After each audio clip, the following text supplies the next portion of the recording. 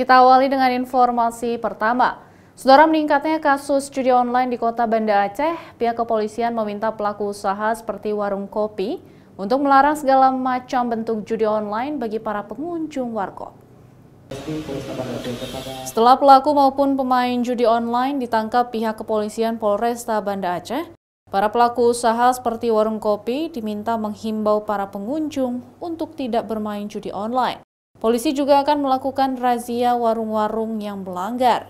Selain ditangkap, para pelaku usaha yang tidak menghimbau pengunjung untuk tidak bermain judi online juga dapat diberikan sanksi teguran hingga pencabutan izin usaha.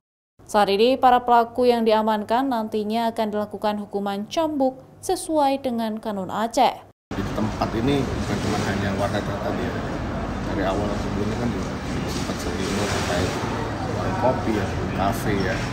Ya sama, kalau terbukti dia membiarkan, terbukti justru mau memfasilitasi seolah-olah tutup mata, tapi padahal dia mengetahui, yaitu bisa kita tindak ya, bisa kita lakukan penegakan hukum gitu ya. Namun memang pasca ya, pada saat itu kita lakukan penangkapan di warkop, hingga saat ini sudah cukup tertib ya. Saya lihat warkop dan kafe yang betul-betul dia melakukan himbauan ataupun mengingat pada para tamunya, para yang anak-anak muda yang datang itu artinya menghimbau ya. Jadi para pemilik kafe juga ikut menghimbau ya, membantu kita mensosialisasikan ya, ada spanduk-spanduk, ada stiker-stiker tempelan, itu bagus ya, itu saya apresiasi. Selain itu, polisi juga memperketat razia sejumlah warnet dan game center yang diduga menjadi tempat penyedia layanan judi online